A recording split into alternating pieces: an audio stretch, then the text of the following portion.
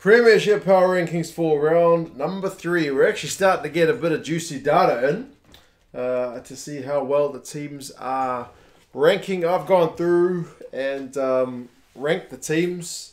Remember, with the Power Rankings, it's kind of seeing who's playing at home, who's away, what's the margin. It'll be the top team, a bottom team, or a middle of the table team. And yeah, ranking them as a maybe alternative to the table. Always a bit of fun. I love these videos. And you guys can let me know your thoughts on how you reckon the teams are stacking up.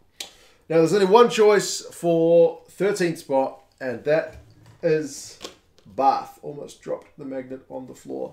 Bath, well, they're none from 3. And they're the only team who are none from 3, so there's pretty much no alternative but to put them in 13th. They're down 1 spot. They're on the bye. And maybe that is a much needed buy next week.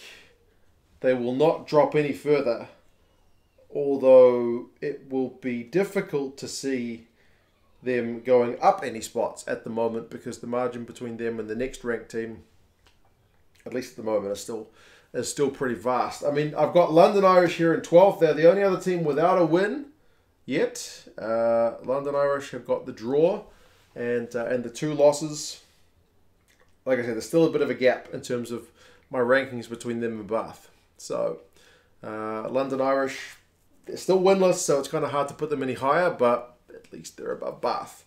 Worcester, they are here in 11th. Now, Worcester, unlike the other two, have had a win, but it was in round 1, and it's starting to seem like a little bit of ancient history. Now, not ancient, but it's certainly not worth as much as it was in round 1 as I kind of push the weighting of the rankings towards more recent rounds. Not hugely, but you know, kind of slightly. So yeah, that's seen Worcester drop 3 spots, just like London Irish. They've both dropped 3 spots as other teams have kind of pulled ahead.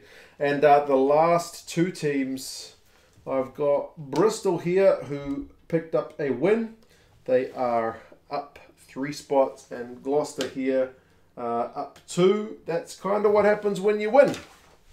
I mean, Bristol won at home and not exactly over a top team at the moment. They beat the unbeaten Bath, so they're up without being kind of hugely up, but it's certainly a massive improvement from what they had last week against Wasps.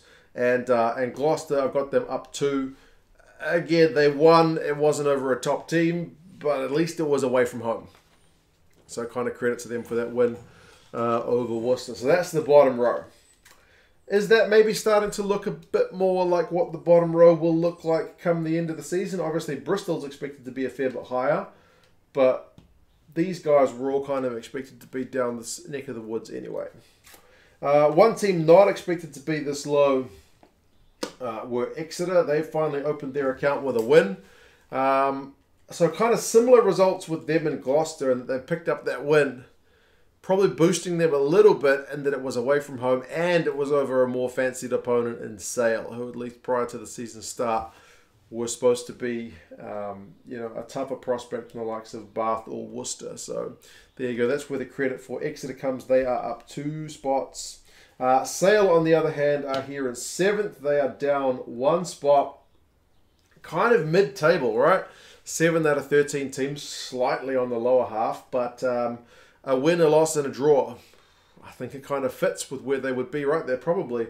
I haven't actually double-checked what their spot is on the log, like the official log, but I would imagine it's probably somewhere similar. Wasps are here, pretty much the same as Sale in that they've got an even record. They are 1-1. Remember, they've already had 1 bye, so they've had a big win, and then back down to earth with that away loss to Newcastle. And then another team who are down, the last team who are down is Saracens, who are down from 4th into 5th.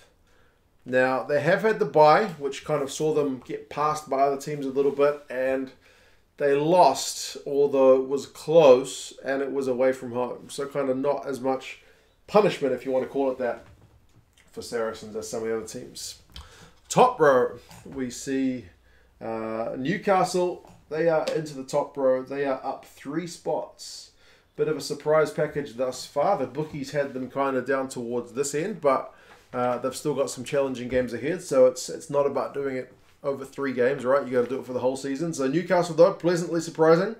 Their loss was round 1, so kind of the opposite of Worcester's win. It's looking like a wee while ago, so we'll give credit to Newcastle for their 2 wins. Harlequins I've still got in 3rd. They were on the bye. Nobody has passed them. Nobody has dropped below them. So kind of still there, sitting there with 2 wins from 2. Northampton are here in 2. They are one of the only 2 teams with 3 from 3.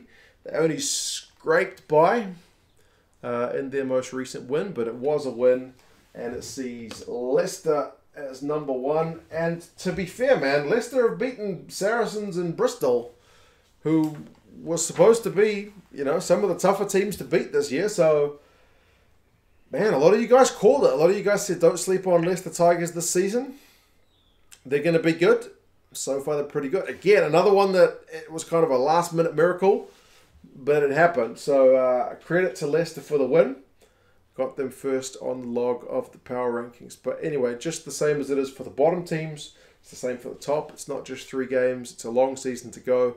So we'll see how things pan out. I haven't had to make any kind of manual adjustments to the power rankings yet. The formula hasn't failed thus far. But it's not the first 3 rounds that tests it. It's usually as we get deeper into the season. But anyway, we will see how things go. You guys let me know what you reckon.